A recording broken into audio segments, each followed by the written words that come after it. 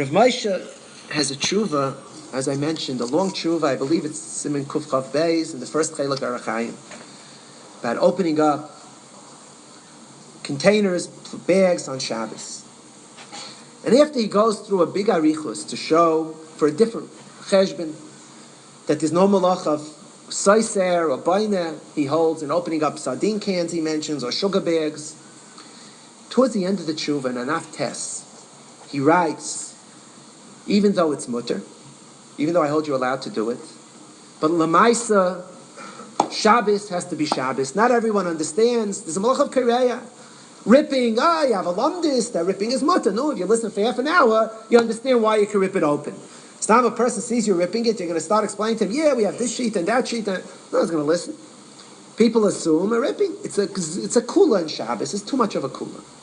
Rav Moshe says, Lamaisa, let's be machmir and not open any of these things on Shabbos. Rav Moshe writes, B'makim tzayrich, if, let's say, you need it for Suda Shabbos. Rav Moshe says, let's say it's a Sheva Brachas. And you're going to be very embarrassed because you have guests who are coming, you don't have enough food. And you have to open up a can. In such a case, Dr. Moshe, it's mutter al yedei goy. Get a guy to open it. Kedei kach. The makim b'zyaynais and all, Rav Moshe says still, it's not Shabbosdik.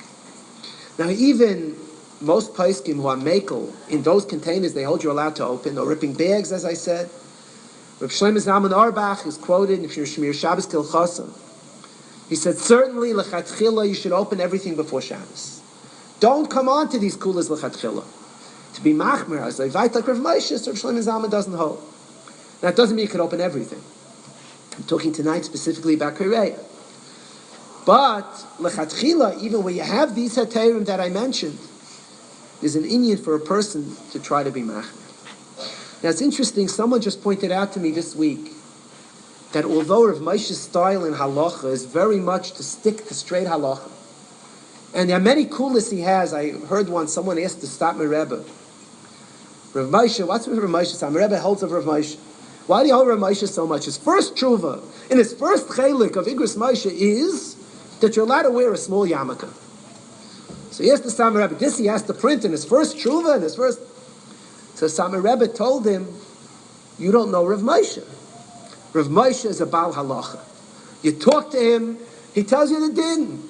All right, this comes out that, all right, you have to make cheshbainis. But he asked me a shayla la halacha. Doesn't matter if he asked me a shayla about being makriv of a carbon shlamim or about the size of a yarmulke. You have to sit down and know the halacha. And yet, after this person told me about this, I thought about it. There are so many tshuvas with Dafka and Hilchas Shabbos. Rav Moshe says something like this. It's mutter, but really don't do it. Right? You can open certain cans on Shabbos. Sardine cans, Rav Moshe says you're allowed to open. But don't do it on Shabbos. Same thing, Rav Moshe has a tshuva about wearing a watch on Shabbos. Rav Moshe explains that in the United States, it's a derech to wear a watch or a week, it's a beged, it's mutter. Then he writes in the tshuva, but to my talmidim, I tell them all, don't wear a watch on Shabbos. So yeshiva light, who hear that, who doesn't want to be in the madrega, Rav Moshe calls his talmidim.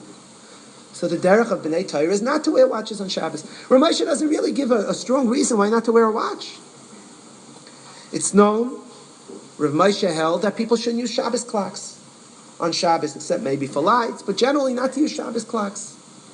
Even though technically Rav Moshe's maskim, there's no beferish reason to aser. He says if it would have been around at the time of Chazal, they would have asked it because companies can run their machinery by Shabbos clock. So Rav Moshe says, don't use Shabbos clocks. I remember when that tshuva came out, it was already B'Seif Yamav. I was learning at that time, I was attending Rav Moshe's shir on Fridays in MTJ, and I got a copy of the tshuva, the handwritten tshuva, I made a copy of it, and I showed it to Rav Palm. It was a big chiddush. I asked Rav Palm, do you use a Shabbos clock for your lights? So Rav Palm said, I don't use Shabbos clocks on my lights for a different reason.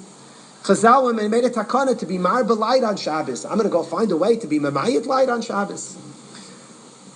So you see, when it comes to Shabbos, the Gedolim had a different approach to Shabbos. There's taka the halacha, but there's an area of halacha which means to keep the atmosphere of Shabbos. The Ramban writes in his Pirush on Chumash, you shouldn't think Moshe Rabbeinu gave the Torah, there were no Isser Rabbanans. Hooray, no muktzah.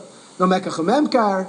So Ramban says you're going to think that means that in the time before the Drabanan came along and they ruined our Shabbos for us, Nebuch.